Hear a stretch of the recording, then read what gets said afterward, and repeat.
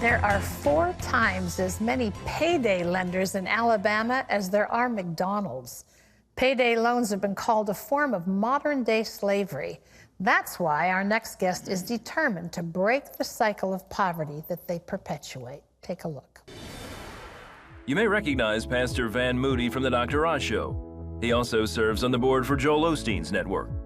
Van has inspired many on stages around the world. His latest topic is tackling economic inequality. He says the civil rights movement of the 60s may have provided civil rights, but many minorities are still struggling financially. Today, Van shares what we can do to advocate change, educate people, and to break the unending cycle of poverty.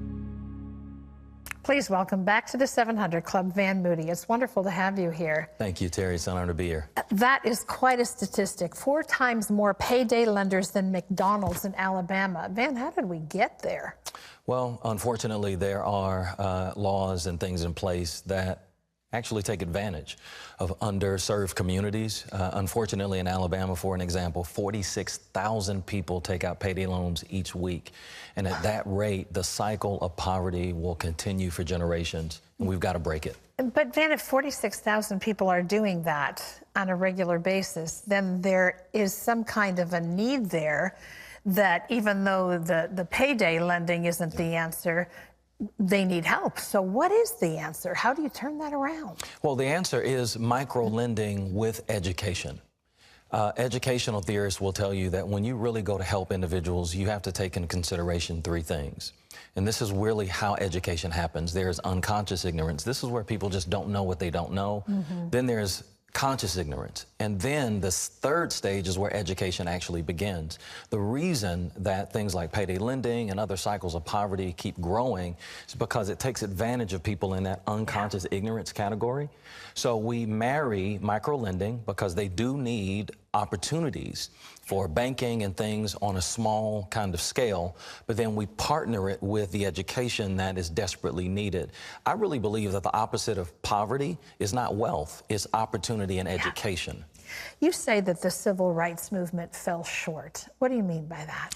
Yeah, one of the things that Dr. King realized at the end of his life, and he began to shift, but unfortunately was assassinated, is that civil rights without economic rights are really no rights at all. Yeah. One of the last things he did was he started the Poor People's Campaign, which was an initiative towards economic equality.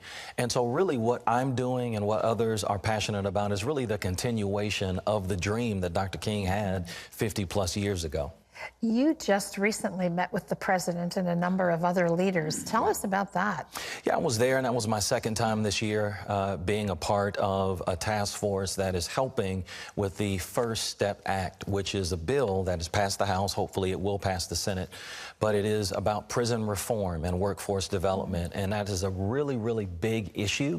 It speaks to economic inequality, but also a great way to help underserved communities and primarily a forgotten people in prison.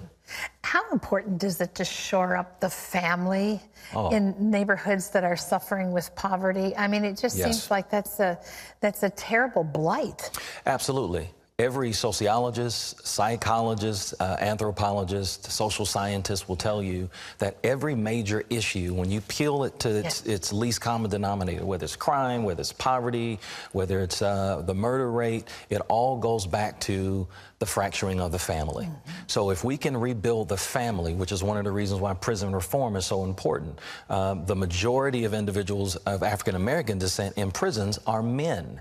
And so it is a family issue. It is an economic issue. It's a great issue that we have to address. That's going to take some programs for people who are coming out of a prison scenario. Absolutely. To change a mindset. I mean, talk a little bit about that, because all these things that you're talking about, programs and whatever, we have to find a way to change the way that people think, the way that they're kind of stuck, if you will. Absolutely. Well, it's the same thing that the Apostle Paul tells us about being transformed by the renewing of our mind.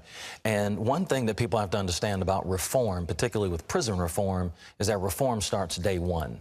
because it is not just about someone serving their prison sentence. It is about their mindset being changed and also giving them the opportunity, once that mindset change has happened, so that they can continue in the positive direction once they are released from prison. Yeah. You had an experience in your own family with your parents when you were younger where that whole financial thing caused things to fall apart. Talk about that. Yeah, absolutely. My stepfather made a horrible financial decision, and it led to my mother actually having a nervous breakdown, and shortly thereafter, my stepfather had a heart attack and died. And that experience, watching it firsthand, having to visit my mother in the hospital and spending all of my 10th grade year having to stay with my best friend's family because my mother was hospitalized, gave me a front row seat to understand how important financial literacy and financial education really is. But then also, as a pastor, as a student of the Word of God, financial literacy and how we handle God's money, it's a stewardship issue, but it's a lordship issue. That's one of the greatest ways that we model good discipleship, how we handle what God has given us. And I learned that firsthand. A responsibility. It's interesting how that shaped your life today. I want to mention, because we're talking about the whole issue of poverty, but your book is called Desired by God, that's just come out. You've written others. What's the takeaway from this one? One of the most important things that I deal with in Desired by God for people is that you cannot live a purpose-filled, successful, great life until you engage into a relationship with Jesus. But in order to do that, you have to have a clear understanding of the heart of the Father, who is God. And you also have to understand how much He deeply loves us. And that's what Desired by God will reveal to people. It's the third book in a trilogy based on the encounter that Jesus has in Matthew, where that teacher comes up to him and says, of all of the law of Moses, which is the greatest? And Jesus says, love the Lord your God with all your heart, mind, and soul, and love your neighbor as you love yourself. The first two books dealt with loving your neighbor and loving yourself. Desired by God deals with how we love the Lord with all of our heart, mind, and soul. And you got to know who He is and how passionately in love with you He is. Absolutely, it's what changes us, right? Absolutely. Desired by God. I want people to know it's available wherever books are sold. And you can hear more from Van today on our Facebook page. All you have to do is go to facebook.com/700 Club. Great to have you with us again. Thank you, Van. Always nice to see you.